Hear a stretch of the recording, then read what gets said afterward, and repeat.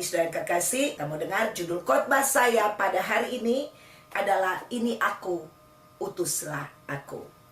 Saudara yang kekasih, judul khotbah ini melatar belakangi seorang nabi yang dipakai oleh Tuhan secara dahsyat dan luar biasa. Dan nabi ini adalah Nabi Yesaya, di mana nabi ini dipakai selama hampir 4 dekade lah pemerintahan 4 raja saudara di kerajaan Yehuda.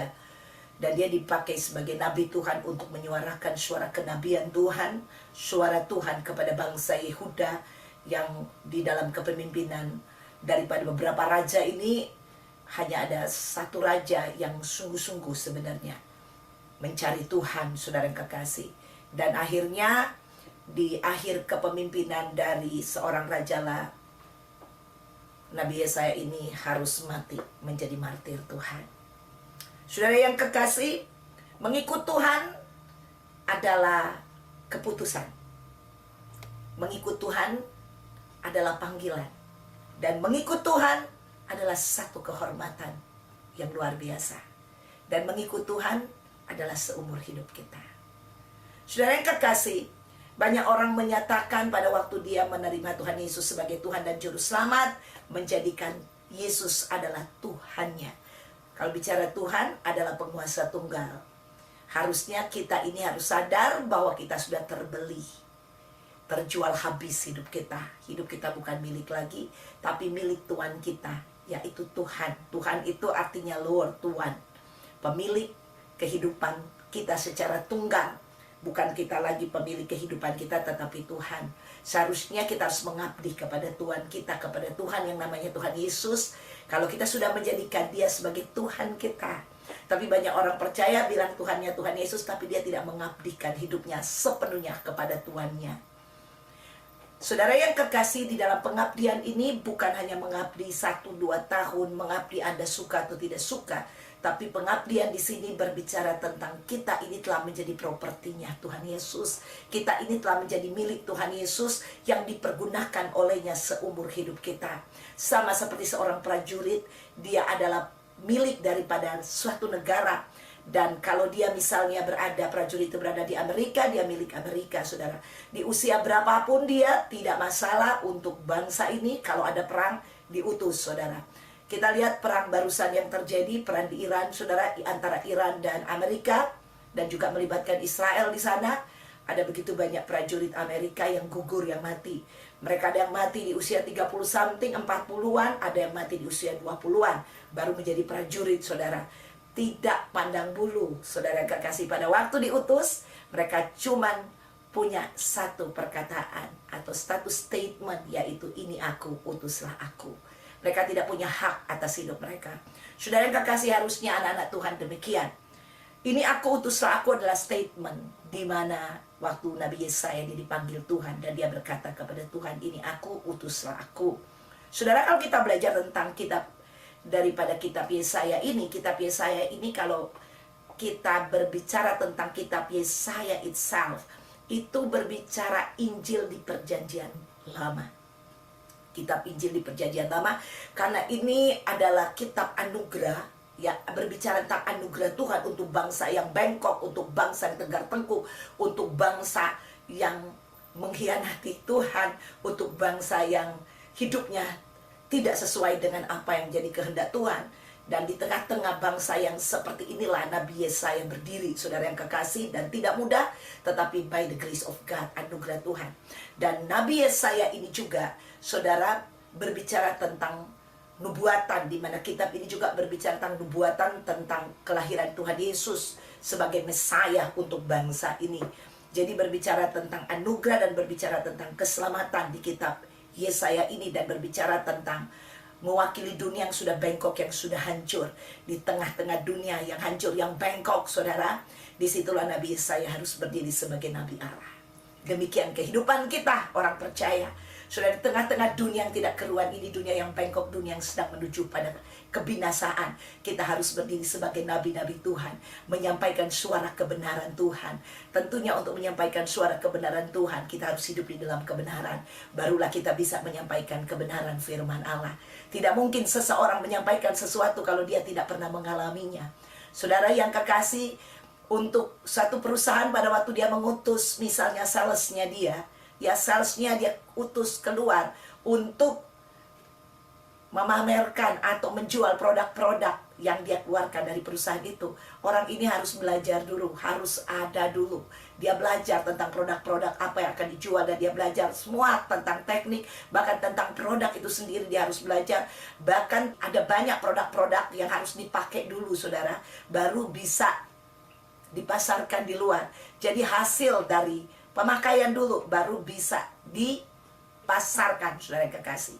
Ya, karena itu berdasarkan pengalaman dan sudah diuji tes klinik, ya, apalagi kalau produk-produk yang menyangkut tubuh, ya udah di tes klinik ya.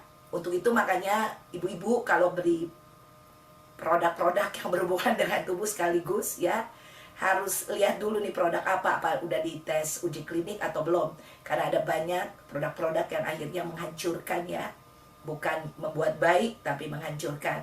Jadi emang ada produk-produk yang udah uji klinik, tes klinik, tapi ada produk-produk yang murahan, ya. Saya bilang murahan di sini artinya bukan murah, tetapi produk-produk yang asal dijual, yang penting laku, yang penting muka kinclong, ya. Tetapi saudara mengandung hal-hal yang tidak baik. Tetapi saya percaya seorang nabi telah dipanggil oleh Tuhan, dan dia, saudara, dikhususkan untuk menyampaikan berita tentang surga. Dan nabi ini adalah Nabi Yesaya, akan kita belajar pada hari ini, di mana di dalam kepemimpinan dia sekitar 40-60 tahun, ya. Saudara yang kekasih, ya kurang lebih mungkin 60-an lah, saudara, di mana dia menjadi seorang nabi. Untuk Yehuda, dia berbicara lantang tentang kebenaran firman Allah. Dan di dalam dia menjadi seorang nabi, tentunya ada proses pertumbuhan di sana, ada proses pembentukan Tuhan di dalam kehidupannya dia. Begitu juga dalam panggilan hidup kita sejak kita terima Tuhan, dan kita akan terus berjalan dari anak-anak, dari bayi, anak-anak, remaja, sampai kita menjadi seorang yang dewasa. Demikian perjalanan Nabi Yesaya, saudara yang kekasih. Dia dibentuk, diproses oleh Tuhan, dijadikan, dibersihin, saudara, oleh Tuhan, sehingga semakin hari semakin indah di pandangan mata Tuhan. Dan tentunya untuk lebih tajam lagi berbicara, menyuarakan suara kenabian Allah. Oke, saudara yang kekasih di dalam Tuhan Yesus Kristus, kalau kita belajar tentang Nabi Yesaya, saudara yang kekasih, ada satu pertanyaan pada hari ini di dalam kehidupan kita. Ketika dunia sedang hancur, kemanakah kita akan berpaling? Ini pertanyaan, saudara. Seringkali kita sibuk mengeluh tentang keadaan, mengutuki kegelapan, mengutuki situasi dan keadaan yang tidak mengenakan di dalam kehidupan kita. Saudara yang kekasih, atau justru kita terseret, saudara, dengan kuasa Roh Kudus untuk tetap hidup di dalam jalur kenabian, artinya menyuarakan suara kenabian Allah, menyuarakan suara Tuhan berdasarkan panggilan Tuhan di dalam kehidupan kita. Semua orang yang menerima panggilan, orang-orang ini yang sudah menerima Tuhan Yesus sebagai Tuhan dan Juru Selamat. Kenapa saya berkata panggilan, saudara yang kekasih? Kita mendengar suara panggilan Allah dan membuka hati menerima Dia sebagai Tuhan dan Juru Selamat kita. Tuhan memilih kita dan menjadikan kita, saudara, menjadi nabi-nabi Tuhan, khususnya di hari-hari terakhir ini. Saudara yang kekasih, banyak orang kehidupannya diisi dengan kebanyakan komplain, kebanyakan keluhan yang keluar dari mulutnya, bukan pengucapan syukur. Banyak orang percaya yang centralized kepada dirinya sendiri, dan kata-kata yang keluar dari dirinya bukanlah kata-kata yang memegahkan Tuhan, bukanlah kata-kata sebagai seorang nabi Allah, tetapi kata-katanya ini adalah kata-kata yang menghancurkan dirinya sendiri. Bahkan begitu banyak orang yang menghancurkan, saudara, orang lain dengan kata-katanya. Saudara, kalau saya berbicara kata-kata kenabian, ini kata-kata yang tajam, bukan kata-kata yang mengenakan hati. Kadang-kadang waktu Nabi berbicara, saudara, dia berbicara antara hidup dan mati. Pada waktu Nabi berbicara, dia membicarakan tentang dosa dan kebenaran. Dia membicarakan, saudara, A dan B. Dia tidak kompromi. Dia tidak berbicara tentang mengenakkan perasaan. Banyak orang senang mendengarkan firman Tuhan yang terbawa perasaan yang enak. Saudara, perasaan itu bukan iman. Perasaan itu adalah feeling yang kita rasakan, rasa kita. Rasa tubuh ini maunya enak. Makanya banyak orang udah dilarang gak boleh makan ini, gak boleh makan itu. Terus makan, akhirnya kolesterol tingkat tinggi. Dan akhirnya jantungan, dan akhirnya mati, saudara. Mati belum waktunya. Banyak orang disuruh olahraga, gak mau olahraga. Mengikuti keenakan dagingnya dia. Maunya tidur-tiduran aja. Maunya santai aja. Tidak mau bergerak. Dan akhirnya mungkin umurnya ditentukan 70, 80 tahun. Akhirnya dia mati muda di usia 50, 40 tahun. Tidak mati sesuai dengan waktu Tuhan. Saudara, karena daging ini akan menuntut kita kepada kenyamanan daging, kemalasan, saudara. Daging ini akan menuntun kita, saudara, kepada kebinasaan. Makanya Tuhan berkata, hiduplah oleh roh, maka engkau akan hidup. Orang-orang yang hidup oleh roh, dipimpin oleh roh, orang-orang inilah yang akan menjadi nabi-nabi Tuhan, yang akan menyuarakan suara kenabian Tuhan tanpa, saudara, perasaan. Saudara, kalau mengikut Tuhan, Anda memakai perasaan di cara Anda berbicara dan cara Anda menyampaikan suara kenabian Allah, Anda tidak akan bisa menyampaikan kebenaran Allah dengan benar. Banyak orang terlalu terbawa perasaan. Aduh, hati-hati, orang ini perasaannya begini, orang ini perasaannya begini, orang itu perasaannya begini. Saudara, kalau Anda belajar tentang nabi-nabi, dia tidak pakai perasaan. Dia hanya menyampaikan apa yang Tuhan katakan. Tuhan bilang A, A, Tuhan bilang B, B, Tuhan bilang C, C, Tuhan bilang D, D. Dia tidak menambah, dia tidak mengurangi, dia tidak menjaga perasaan seseorang. Karena suara kenabian Allah ini berbicara, saudara, antara yang tadi saya katakan, kebenaran dan dosa. Hanya itu, tidak ada yang lain. Firman Allah juga demikian kepada kita. Hanya berbicara, menyadarkan kita, mengingatkan kita akan dosa, akan kesalahan. Dan Tuhan mau supaya kita meninggalkan itu, bukan setengah-setengah. Tapi manusia yang suka main setengah-setengah. Makanya firman Allah di kitab Wahyu berkata, bahwa orang yang suam-suam kuku akan apa, saudara? Dimuntahkan oleh Tuhan. Tuhan tidak pernah main-main dengan kita, dan dia tidak pernah setengah-setengah dengan kita. Saudara, dia tidak pernah memanggil kita dan mengutus kita, saudara, di tengah-tengah dunia yang bengkok ini dengan setengah-setengah. Dengan perasaan. Kadang enak, kadang enggak. Perasaan itu bisa silih berganti. Kalau situasinya baik, dia enak. Situasinya enggak baik, dia enggak enak. Kita enggak hidup oleh perasaan, tapi kita hidup oleh pimpinan Roh Kudus. Kita hidup oleh iman, kebenaran. Haleluya. Untuk itu, saudara yang kekasih, mari kita akan naik kelas. Saudara, jangan seperti anak kecil, kekanak-kanakan, dikit-dikit perasaan, tersinggung, marah, sakit hati, sebel ini, gak mau melayani, gak mau itu, mudah tersinggung, mudah ini, mudah itu. Anda gak akan jadi apa-apa. Tetapi even though Anda tidak tersinggung, tapi Anda gak pernah maju dalam kapasitasmu di dalam seorang nabi, Anda itu juga perlu dipertanyakan, saudara. Ada orang jadi yes man, tahu saudara yes man? Oh iya siap, tapi tidak melaksanakannya dengan benar. Dan ini juga nggak baik, nggak benar, saudara. Ya, yang benar itu adalah orang pada waktu suara kenabian Tuhan disampaikan, orang itu menyadari dan bertobat, berbalik dari kehidupannya yang lama dan kembali kepada kebenaran. Haleluya, amin. Amin. Nah, saudara kekasih di dalam Tuhan Yesus Kristus, tadi saya sudah menceritakan sedikit tentang latar belakang Nabi Yesaya ini, saudara. Nabi Yesaya, dia dipanggil di usia yang sangat muda, between 20 to 30, 20 ke 30, karena tidak diberitakan berapa usianya. Tetapi untuk menjadi seorang pemimpin rohani, usianya harus di antara itu, 20-30. Pertama kali dia dipanggil. Tidak bisa terlalu di bawah, saudara. Ya, jadi perlu kemencuran, perlu kedewasaan. Makanya kita sebagai gereja Tuhan, Tuhan gak akan memakai anak-anak.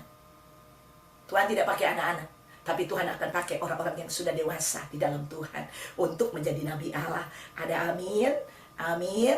Ya, makanya ada banyak orang karbitan, belum usia dewasa, tetapi sudah melayani Tuhan, akhirnya tidak melayani dengan benar, tidak sungguh-sungguh. Saudara, tidak memberikan yang terbaik kepada Tuhan. Ya, saudara, karena memberikan yang terbaik itu hanya by the grace of God. Anda nggak punya kemampuan untuk memberikan yang terbaik kepada Tuhan. Yang terbaik yang menyenangkan hati Tuhan itu harus berasal dari Dia. Ya, Segala sesuatu berasal dari Tuhan, oleh Dia, kepada Dia, dan bagi Dialah kemuliaan sampai selama-lamanya. Kalau Anda mau memuliakan Tuhan, baik kekuatan, baik kasih, baik kemampuan, baik keinginan, itu harus bersumber dari Tuhan. Dan itu pasti akan menyenangkan hati Tuhan. Kalau bersumber daripada dirimu, diri kita ini udah jatuh, diri kita adalah daging, tidak mungkin kita akan berkenan kepada Tuhan. Haleluya. Makanya kita harus dipimpin oleh Roh. Roh ini siapa? Yaitu Allah sendiri, Roh kebenaran, Roh Kudus. Rohnya Allah dikatakan, Roh Kudus leads us, memimpin kita pada all righteousness, kepada seluruh kebenaran. Kalau kita yang pimpin, pasti bukan kebenaran. Haleluya, puji Tuhan. Kita akan baca dari kitab Yesaya. Yesaya 6 ayat 7 dan 8. Ini ayat dasar yang akan kita bahas pada hari ini. Ia menyentuhkannya kepada mulutku serta berkata, lihat, ini telah menyentuh bibirmu, maka kesalahanmu telah dihapus dan dosamu telah diampuni. Lalu aku mendengar suara Tuhan berkata, siapakah yang akan kuutus dan siapakah yang mau pergi untuk aku? Maka sahutku, ini aku, utuslah aku. Ini yang menjadi tema kita. Saya akan bahas dulu saudara dari Yesaya 6 ini di ayat 1-nya. Kalau Anda membaca, ya, karena tidak ditampilkan, saudara, dikatakan begini, dengar saja. Dalam tahun matinya Raja Uzia, aku melihat Tuhan duduk di atas takhta yang tinggi dan menjulang, dan ujung jubahnya memenuhi bait suci. Jadi ayat 7 dan 8 ini saudara, ini adalah suatu penglihatan dari Nabi Yesaya di bait suci pada waktu dalam tahun matinya Raja Uzia. Jadi tahun yang sama, the same year, pada waktu Raja Uzia ini mati. Ya, di bait Allah, di mana Nabi Yesaya dia mendapat penglihatan, dan bukan saja hanya penglihatan, tapi Nabi Yesaya pada saat itu saudara, dia berjumpa secara pribadi dengan Tuhan, dan dia mengalami Tuhan di sana. Ya, sama seperti yang tadi saya sudah katakan sebelumnya, di mana pada waktu pertama kali kita berjumpa dengan Tuhan, kita menerima Dia sebagai Tuhan dan Juru Selamat kita. Di situ telah terjadi perjumpaan ilahi antara kita dengan Tuhan. Tuhan telah masuk dalam kehidupan kita, menjadi Tuhan dan Juru Selamat kita.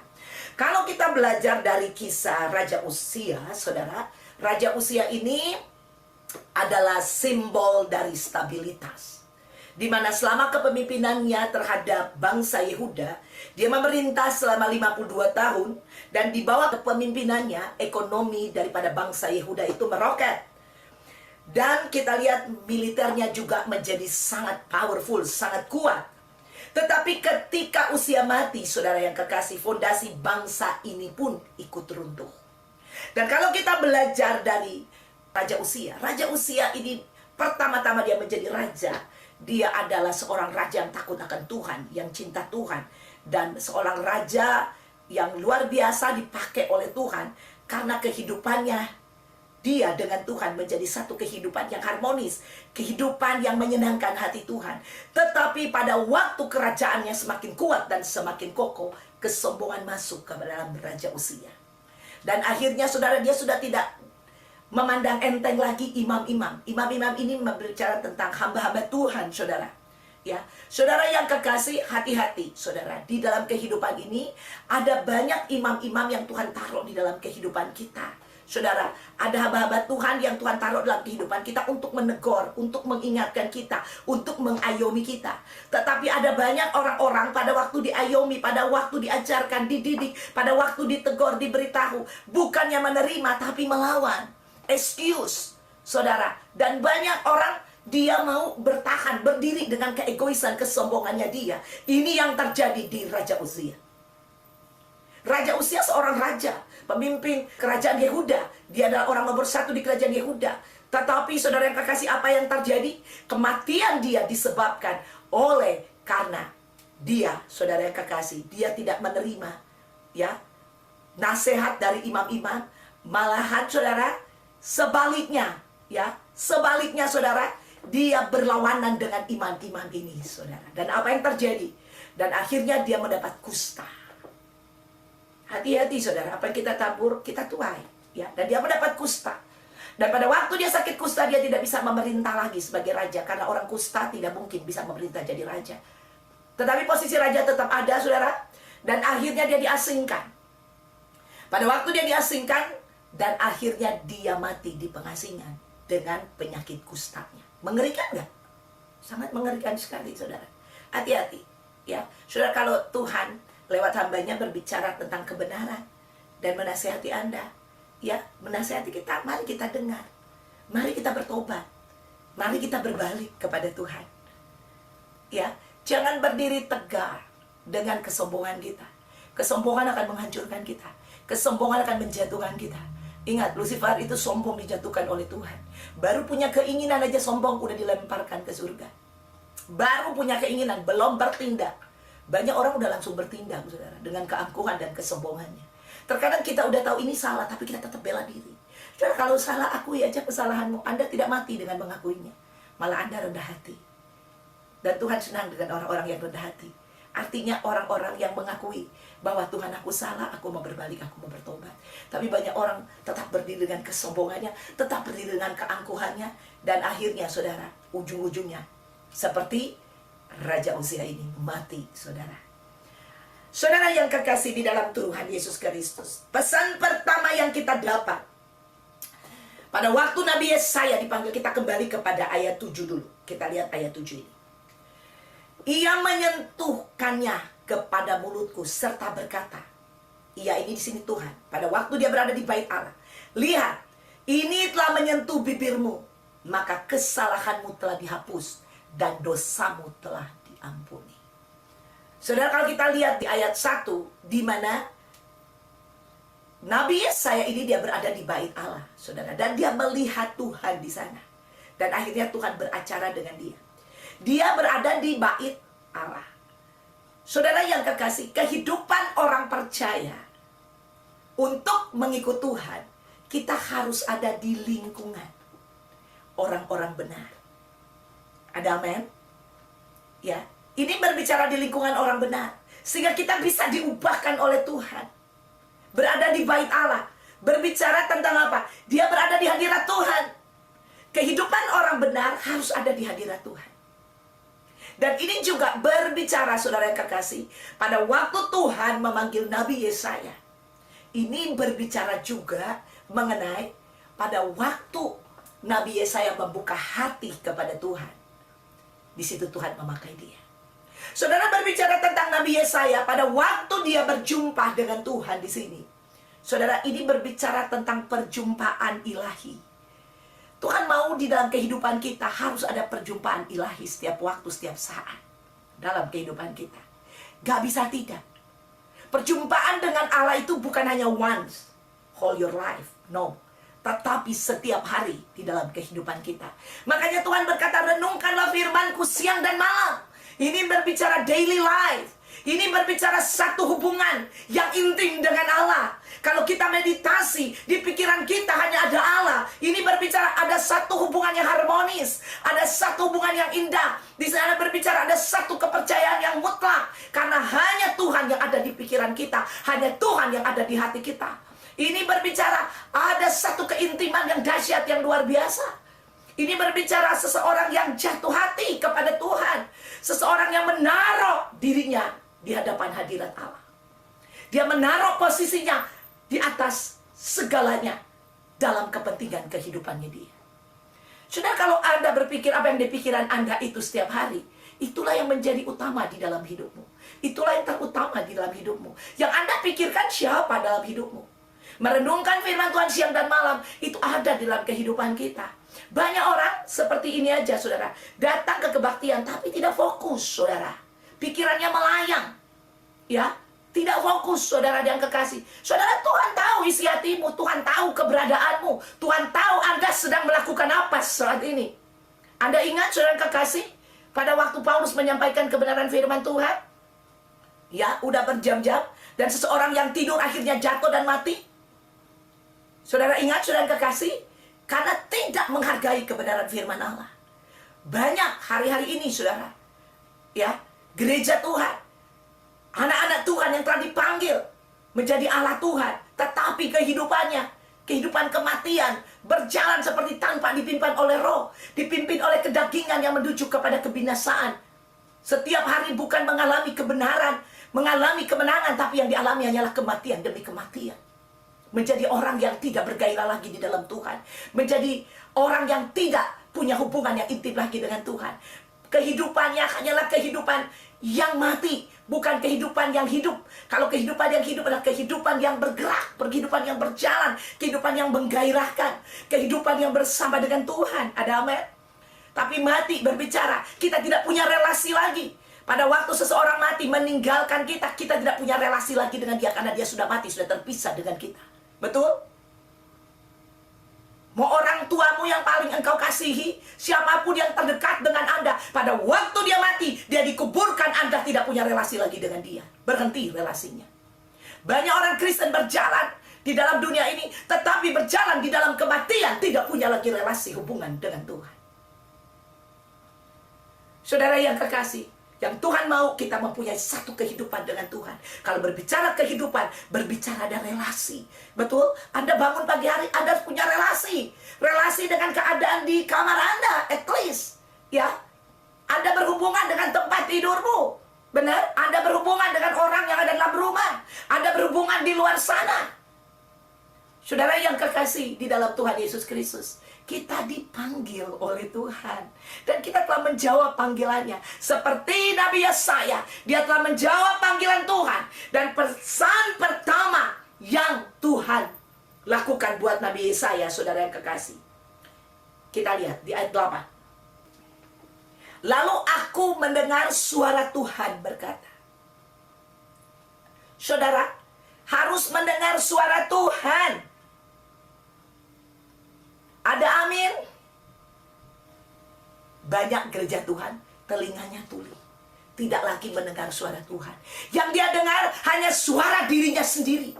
Yang dia dengar hanya suara dunia ini. Itulah sebabnya gereja Tuhan banyak yang hancur di hari-hari terakhir ini. Bukan menjadi saksi Tuhan, tetapi garam yang telah diinjak-injak oleh dunia. Mungkin Anda berpikir, oh saya masih ke gereja. Saya masih hidup baik-baik saja. Tetapi jam-jam kehidupanmu adalah jam-jam di mana garam itu telah menjadi tawar. Hidupmu busy dengan apa? Anda tahu sendiri, Anda sibuk dengan apa? Apakah Anda sibuk dengan Tuhan? Apakah di dalam pikiranmu, di dalam hidupmu, renungkan firman Tuhan itu siang dan malam menjadi lifestyle kita? Atau yang ada di pikiran kita, di hati kita, tidak tanduk kita? Adalah kehidupan yang tidak sepatutnya kita hidupi. Hanya 2 jam kita ada di hadirat Tuhan hari Minggu. Sesudah itu hari-hari yang lain, suka-suka kita. Banyak orang bablas. Ya. Pastor Desi, tolong doakan saya. Saya sudah jauh dari Tuhan. Saudara, pendeta mau doain Anda. Setiap hari, kalau Anda tidak ambil keputusan. Anda tidak ambil keputusan dalam hidupmu. Doa hanyalah doa. Karena keputusan itu harus kita ambil. Anda tidak bisa menyalahkan keadaan, situasi, atau Anda tidak bisa memblame orang yang ada di sekitarmu. Situasi sepelik apapun, situasi yang paling hancur sekalipun, Anda yang harus ambil keputusan.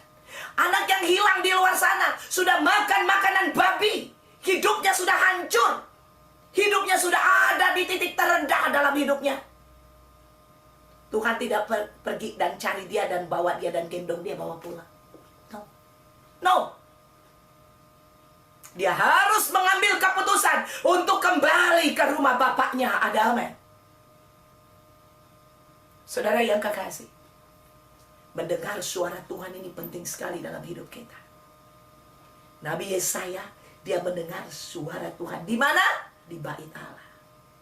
Di bait Allah berbicara tentang kehadiran Tuhan. Hadirat Tuhan.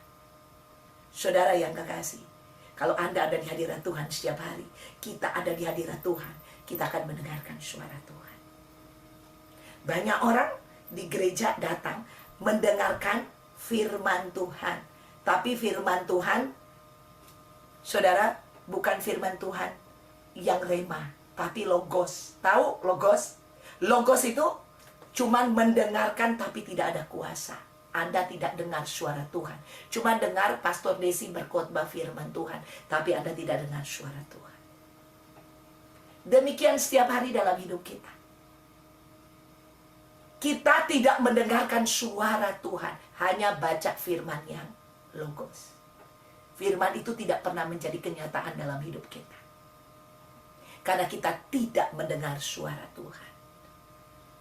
Kita terburu-buru, mau pergi kerja, mau kejar setoran, atau capek, atau malas, atau mau lakukan kedagingan kita. Tapi kalau pegang handphone berjam-jam bisa. Betul atau betul? Bertobat. Bertobat, saudara, ini gak main-main. Kita sedang menuju kepada kehancuran kalau kita tidak merenungkan firman itu siang dan malam. Nabi Yesaya mendengar suara Tuhan dengan jelas. Mendengar suara Tuhan mutlak bagi kita yang dipakai oleh Tuhan menjadi nabinya. Kalau kita tidak mendengar suara Tuhan, kita akan berjalan menuju kepada kebinasaan. Lanjutkan ayatnya, tolong dibuka. Siapakah yang akan kuutus? Nah, dia dengar suara Tuhan. Dan siapakah yang mau pergi untuk aku?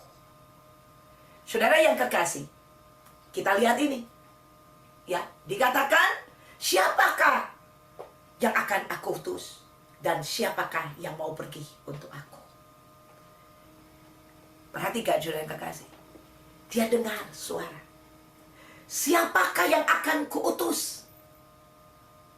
Dan siapakah yang mau pergi?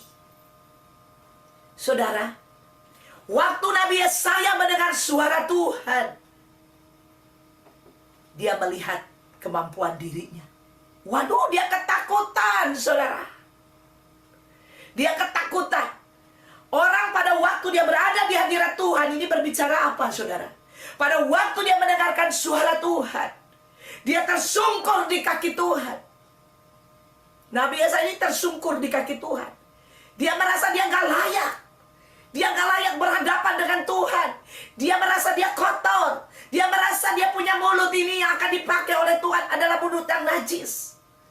Ini berbicara, saudara, bahwa seseorang pada waktu dia berhadapan di hadirat Tuhan, berhadapan dengan suara kebenaran Tuhan, suara firman Allah, baik yang sedang kita dengar pada saat ini atau yang kita renungkan setiap hari dalam hidup kita.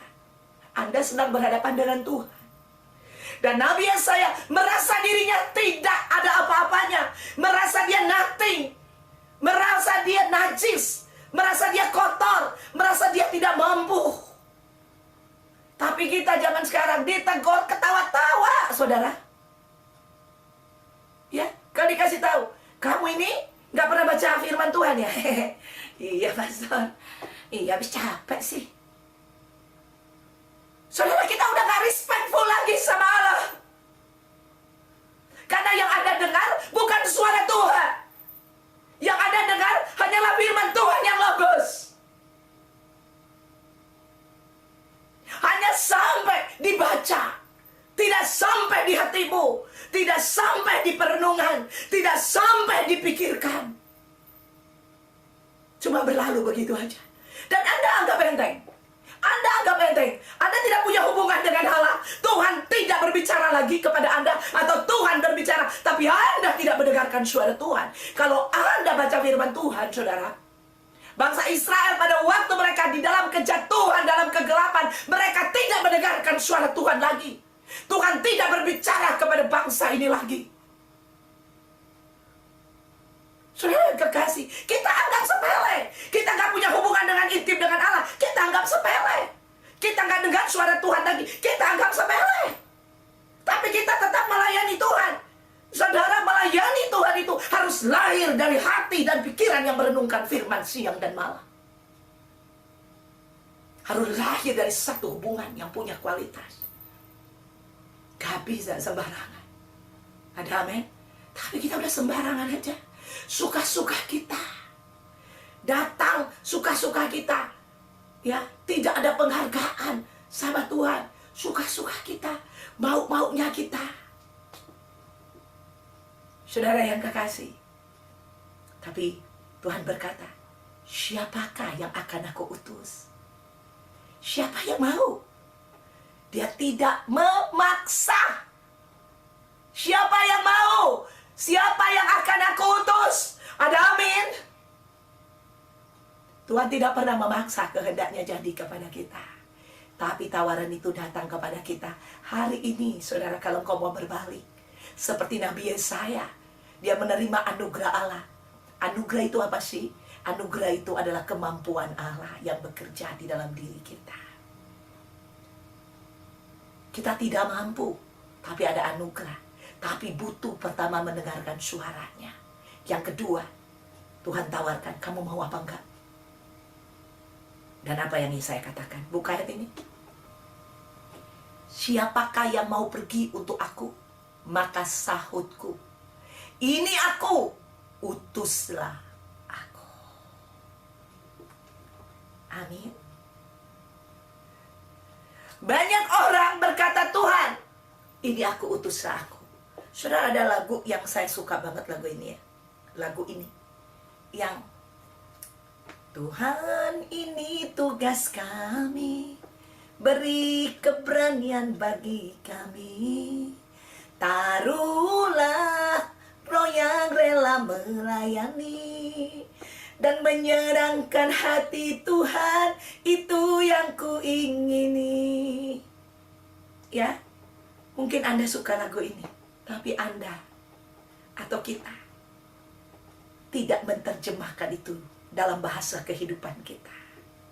Hanya nyanyi, hanya lagu, hanya terpesona, hanya nangis sesaat waktu kita mulai menyanyikan lagu ini. Kita hanya berkata, Tuhan, ini aku, utus aku. Here I am, Lord, send me. Itu hanya perkataan, tetapi tidak menjadi perenungan, tidak ada di pikiran kita, tidak ada di hati kita. Karena yang kita dengar hanya logos,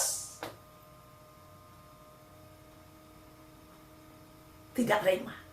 Kalau rema itu, waktu kita dengar, seperti roti, langsung kita ambil, kita makan, kita jadi kuat. Dan kita siap berjalan di dunia yang penuh dengan kegelapan ini.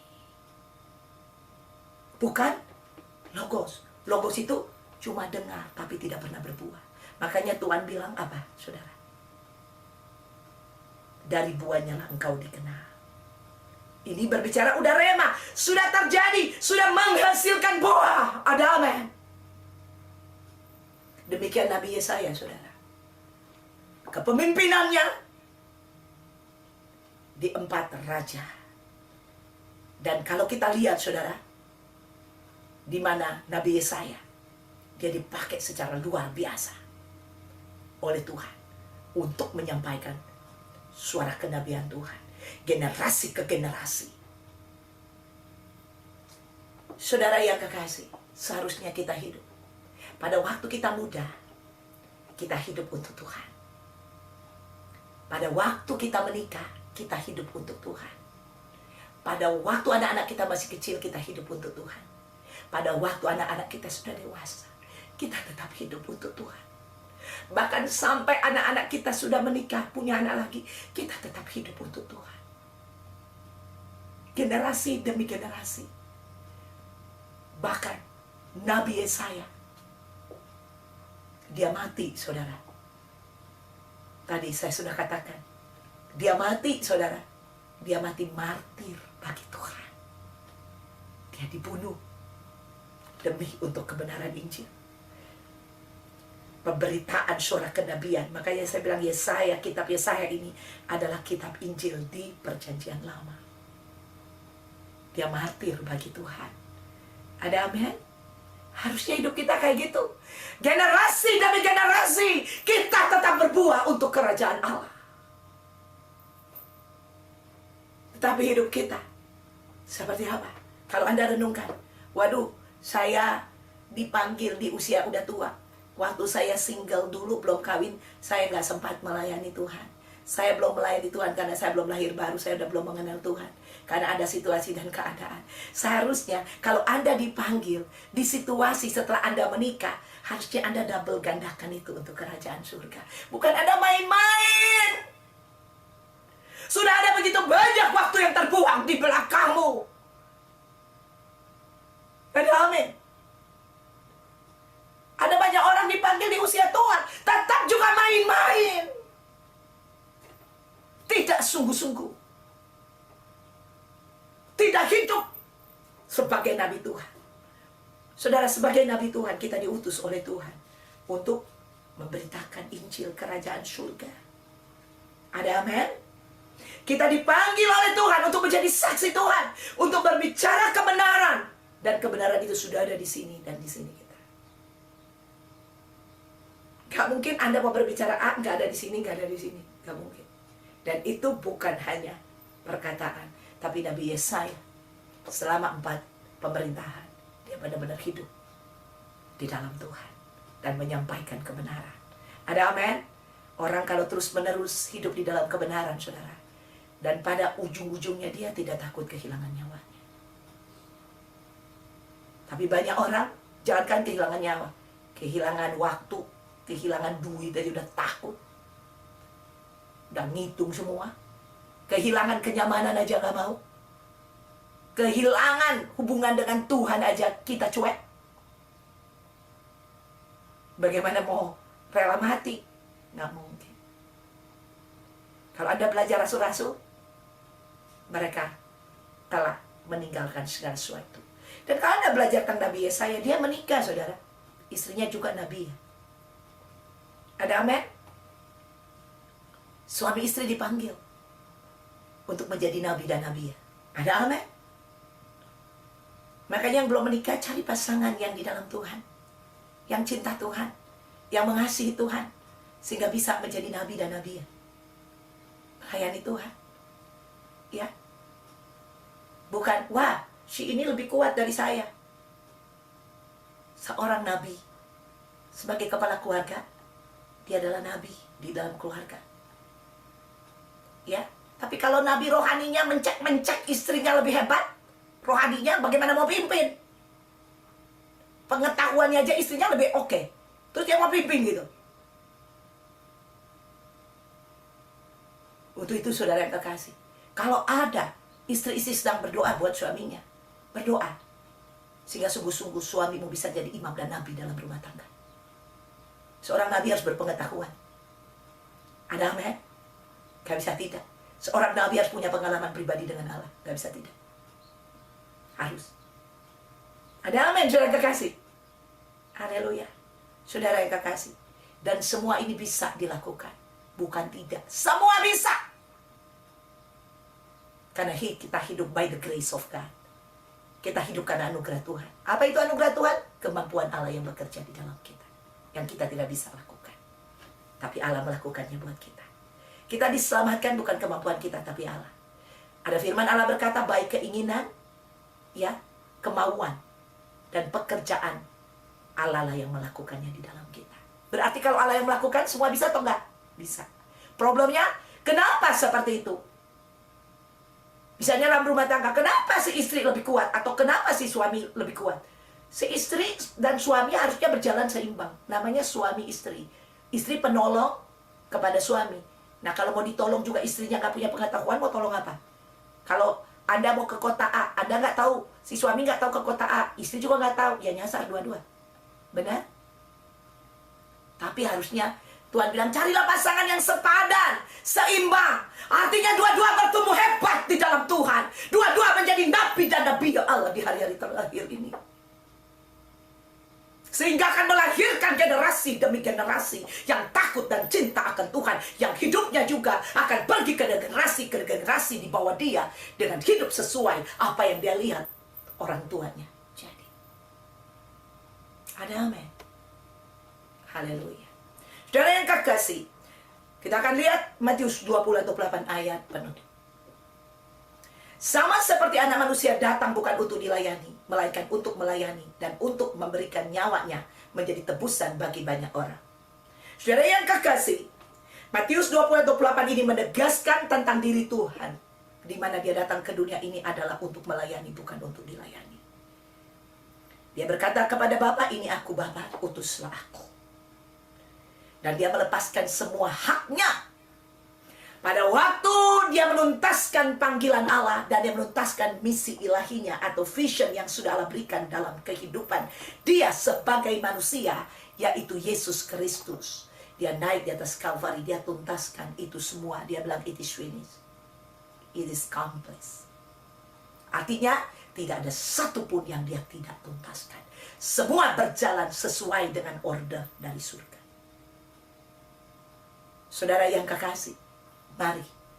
Yesus sendiri yang berkata, dia menegaskan supaya kehidupan kita bukan untuk dilayani, tapi untuk melayani. Saudara, kita nggak punya waktu yang banyak di dunia ini.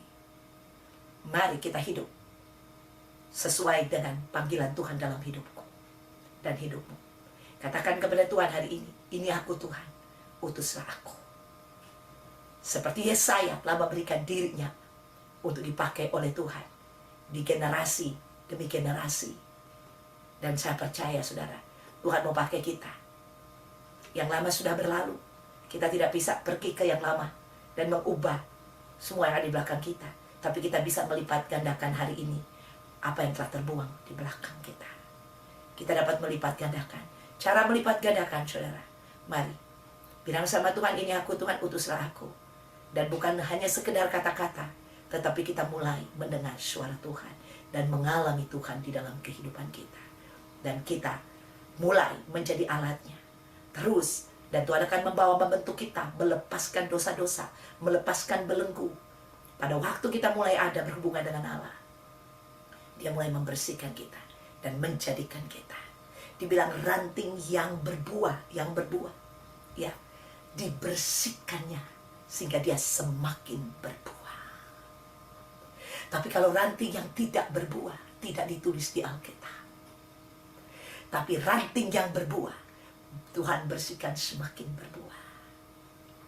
Kalau Anda tidak pernah berbuah, Anda tidak akan melihat buah-buahnya tambah banyak dalam hidupmu. Dan buah ini hanya bisa diproduksi pada waktu ranting itu menempel di pokok anggur itu. Dan disitulah anugerah dari pokok anggur itu akan mengalir dalam ranting itu. Kekuatan, kemampuan, keinginan, kuasa akan mengalir. Hati Tuhan akan mengalir di sana. Sehingga bisa memproduksi, ini aku Tuhan, utuslah aku menjadi kenyataan di dalam kehidupan kita. Di dalam keluarga kita, di dalam gereja, di luar, di tempat pekerjaan kita, di mana aja Tuhan tempatkan kita. Saudara yang kekasih, mari hari ini ambil keputusan. Anda yang bekerja bisnis, cuman Anda bekerja online atau untuk Anda tidak bertemu dengan siapa-siapa, hanya dirimu sendiri, Anda harus berdoa untuk bertemu dengan orang-orang, untuk memberitakan Injil. Anda harus berdoa, Anda harus tanya Tuhan, gimana Tuhan, tolong aku. Tetapi yang pertama Anda nempel dulu. Kalau Anda tidak pernah nempel, cuma sampai di sini gak pernah terjadi kenyataan. Dan di sini pun gak akan bertahan lama. Tetapi kalau Anda nempel dengan Tuhan, kekuatan, keinginan dibilang juga berasal dari Dia. Amin. Tuhan akan berikan keinginan yang tidak bisa ditahan lagi, sehingga Anda akan pergi. Dan Anda akan bilang, Tuhan, ini aku utuslah aku menjadi kenyataan dalam hidupmu. Haleluya. Nama Tuhan dipermuliakan.